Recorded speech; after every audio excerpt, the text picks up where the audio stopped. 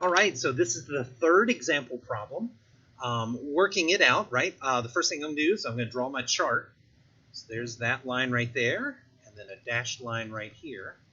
Beautifully drawn dashed line, by the way. There are only two elements here. There's nitrogen and there's hydrogen. All right, so there's only two rows here. How many nitrogens in that thing? Well, there's two. How many hydrogens? Well, there aren't any. How many hydrogens here? Or nitrogens, excuse me. How many nitrogens here? Well, there aren't any. There's only hydrogens. And there's two right there. Over here, we've got one nitrogen, and we've got three hydrogens.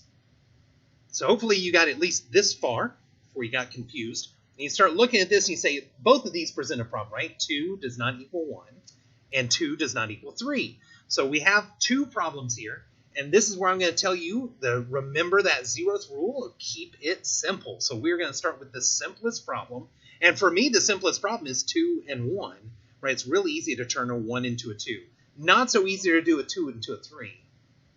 All right? So what we're going to have to do here is we're going to turn that 1 into a 2. What do you need to multiply 1 by to make it a 2? Well, we're going to turn that into a 2 by multiplying it by 2. So remember, that changes everything in this column. So that 1 now becomes a 2, and that 3 now becomes a 6. All right? So now this part is balanced. Check. 2 equals 2. No problem. But now we got to look down here. This part is not balanced, so we need to balance this one. How do we turn a 2 into a 6? Well, now that problem became much easier. It's really easy for us to solve. So 2 times 3 will give me 6. So we're going to put a 3 right there. That's going to turn that into a 6. And now everything is balanced. Everything is good. This is the correct way to work this problem. While I'm on it, let's go ahead and do the next problem. Now, a lot of people get to this problem, they start saying, wait a minute, I don't like this. There's this weird NO3 business in here. I don't like that at all. But this problem is done just as easily as any of the rest of them. I'm going to draw a nice thick line right there. And we're going to draw in a dashed line right there. And a dashed line right there. Oh boy, this one's got 4 different species in it. Beautiful. So what we're going to do here is we're going to write PB over here. I'm going to skip the NO3. I'm going to go to the next thing. I'm going to go to a K and then an I. This NO3, since I see an NO3 on the left and an NO3 on the right, I can treat all of that as one thing, right? So I'm going to shade it in here. I'm going to shade in NO3. And what I shaded in on the left-hand side, I'm going to shade in on the right-hand side as well. And now what I'm going to do is I'm going to try and show that all of that is all together. I'm going to write NO3, but in my brain, I'm going to shade it in just like it's shaded in up there. Because there was an NO3 on both sides, I can leave all that together. It's together on the left and it's together on the right, so I can leave all that as one lump together. Now, you don't have to remember that that's a nitrate, but that is what that is. And I can leave it all together because it's a polyatomic ion. So how many leads do I have on the left-hand side? Well, here, let's draw these lines first. Hold on. Ooh, that's a perfectly straight and beautiful line. I love it. By the way, yours don't have to be quite that straight. If you don't want them to be, that's fine. Personal preference and all that. All right, lead on the left. I got 1 right here.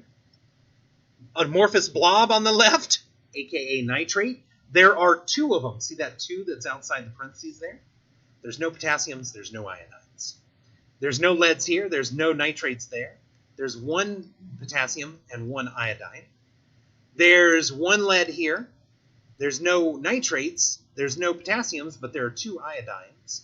And there are no leads, there's 1 nitrate, that's that amorphous blob right there. 1 of those. Doggone it.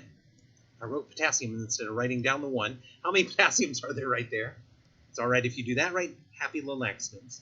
There's 1 potassium here, and there's no iodines right there.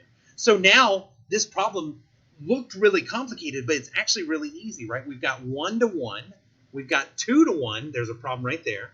We got 1 to 1, and we got 1 to 2. There's a problem right there. So there's really only 2 problems here. How do I make a 2 and a 1 equal, or how do I make a 1 and a 2 equal? Doesn't matter which one you start with. I'm going to start with this one right here because it's the first one in my thing.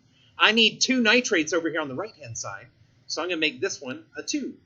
That's going to turn that into a 2. It's going to turn that into a 2. So now I'm going to fix the problem I just made. I just made this one uneven, right? This one's no longer uneven. We got 2 on both sides. Now I've got a 1 and a 2 on this side right here. So let's go back. Let's make this one a 2 by putting a 2 right there. That's going to turn that into a 2, and it's going to turn that into a 2, and look, that fixed both of these problems for me. So that's that one right there. 1, 2, 1, 2.